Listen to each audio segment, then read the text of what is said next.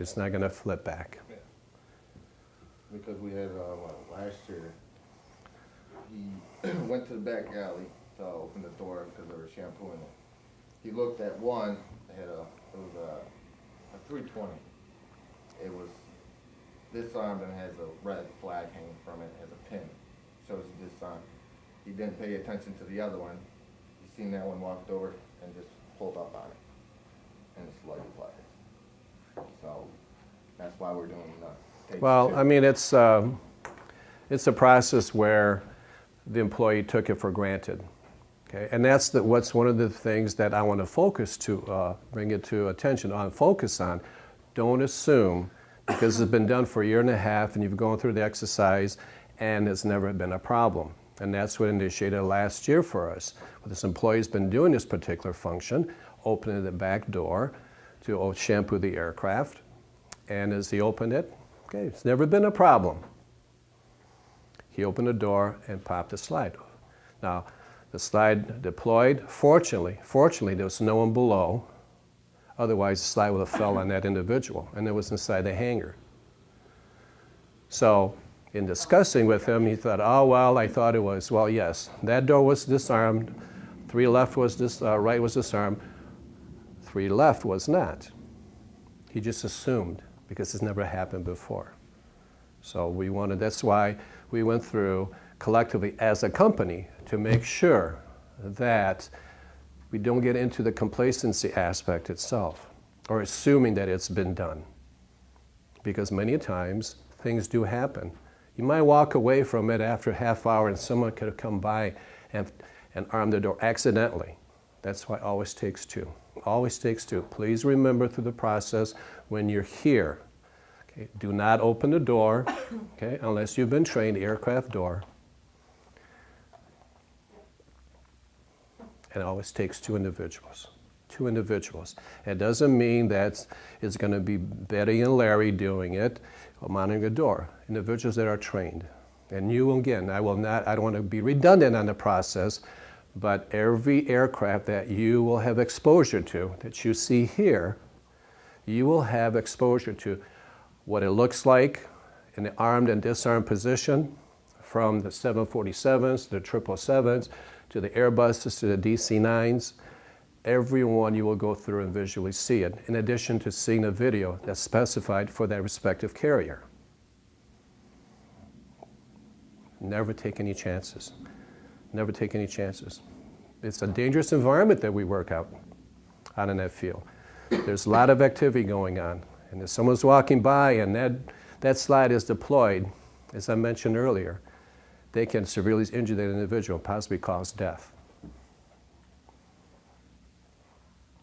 Okay, but opening it from the outside is always no matter. The outside so if is it's armed, and you open it from the outside. You're a new employee. When you open it from the outside, it's a different situation. Those individuals also that do open the doors from inside, we train them as trainers. They operate the lift trucks. So they go through our training process. They see the video. Okay? They go through on the lift truck. When they open the door, it disengages the arming mechanism, because the premise here of why the doors are armed from the inside, if there's an emergency on the airplane, if there's smoke, anything else, you have to deplane the passengers. Okay? You're going to open it from the inside, right, to get out. So when you open it from the outside, it disengages the arming mechanism. The only difference, the only aircraft that must be disengaged from the inside are the DC-9 aircraft. And DC-9 aircraft, you can tell, because it's the only type of aircraft in the fleet that has the engines on the back of the fuselage. All the other ones have engines underneath. The DC-9 aircraft has what's called a girt bar. It's a little metal strip that the flight attendants attach and detach from the floor. It's got little clips on there. You have to detach that girt bar and put it back on the door before you can actually open the door.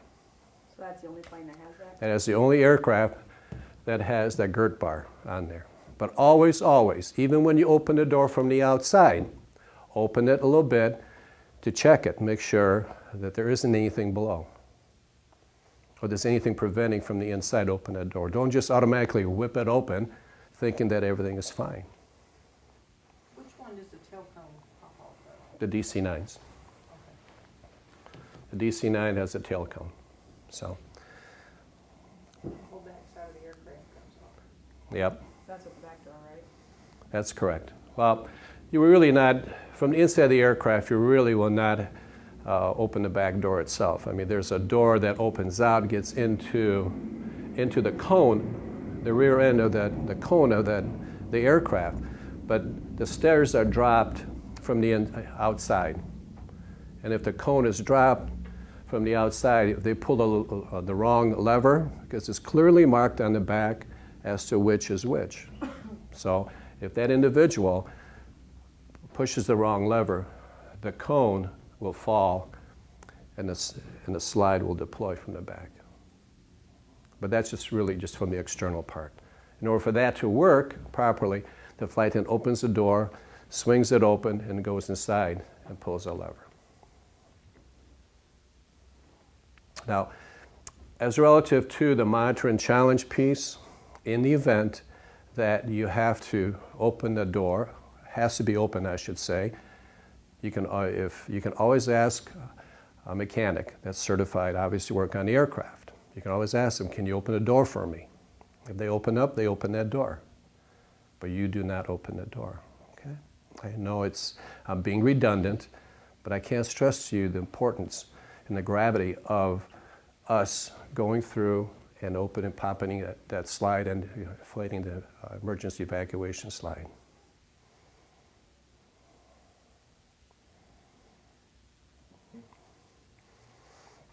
So what if we do open the door? I mean, from the pictures right here, it shows that it's easy to determine if it's armed or disarmed. So what happens if we do open it? That's And the we whole. don't get caught and don't- That's the whole premise of this training, is that you don't open that door.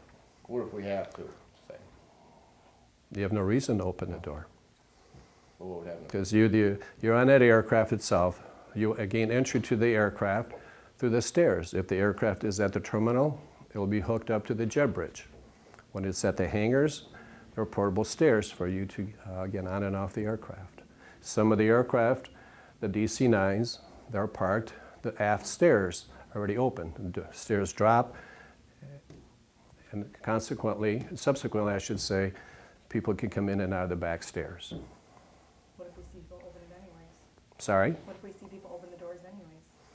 Then obviously you tell them not to do that, and you address that situation with your supervisor and manager because they're creating an unsafe work environment.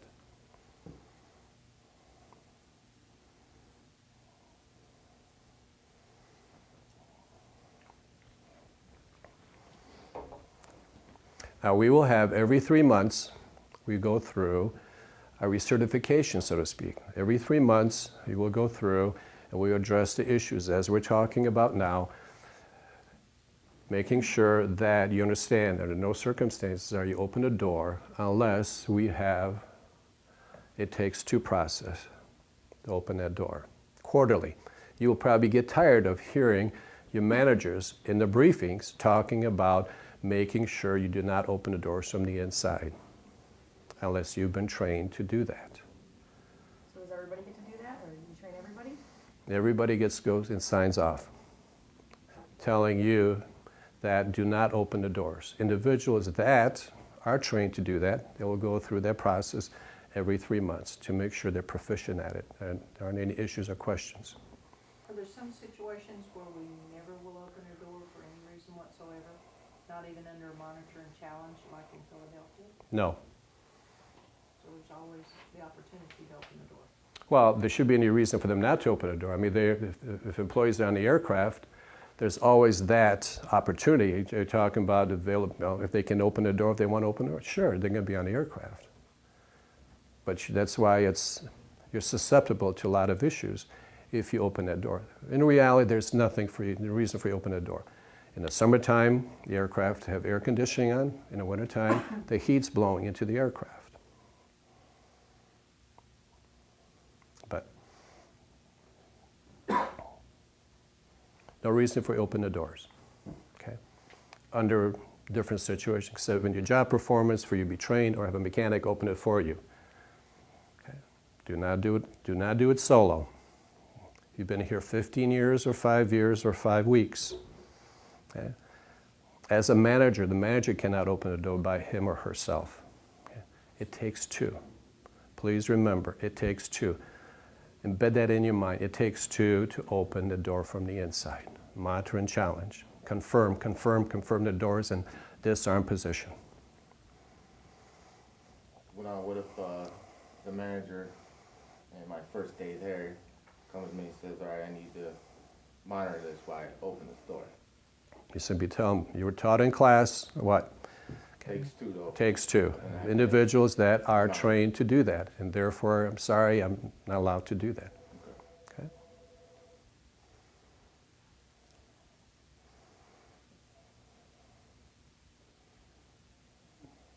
Okay. You want us to redo it again? This time with a little bit more feeling. No. A little more. Hold this leg up. No, Okay. you're fine. We'll have Susan come in. And Richard, you forget it. You're supposed to be a new hire, for God's sake. Not talking about, holy I know what I moly. said. It's recorded. We ought to do I that. was trying to. We're gonna put as background music, It Takes Two, so that'll be a catchy tune that they'll remember. Absolutely. Who's Brian? Start recording. And I'm like, all right, we're done. But let me relax a little bit more, then we'll redo it again. If you don't want to do that, we can. Oh, no, absolutely. No, we'll do it. Add a Yeah, but voiceover so to did it, I. you know, and come in. And That's fine. No, well, I'll redo it. Just like you're just getting into class. Right, that's fine. Why we're here. Yep, we'll redo it. But one of the things that we do is when we show them the videos, and here in the new hire, it's we use the Northwest, actually. It's in it because it does show the deployment of the slides, and that's part of their requirement for the training is to making sure that everyone sees the door opening and closing. And that's now we have to stress to them, make sure we don't do that. I think it was US Air. We find that Yeah. you were good during the gist of it, and even some of the questions you got back and Okay. forth might be really good. Except for you. Yeah, see, I've got, I did I've good got at a the roll beginning, of and you nine, said, so closer, so- And when I said that all doors have the switches, I'm good That too. day new class, y'all put on a different page. That's right, and don't be asking any questions that you shouldn't be asking questions, Richard. Richard, you're a new hire, for God's sake. Yeah, don't pretend like you don't. Everybody- Act stupid. Kind of settle down, so he's got the attention of the All right. police here, and Okay. we're redoing the opening. We're doing the opening, all right.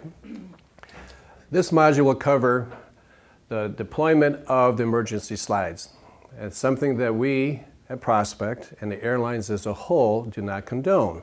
So we have implemented a program of monitor and challenge to make sure that the evacuation slides on the aircraft doors are not accidentally deployed. Monitor and challenge is what we have in place here. Takes two individuals to ensure that the door is disarmed.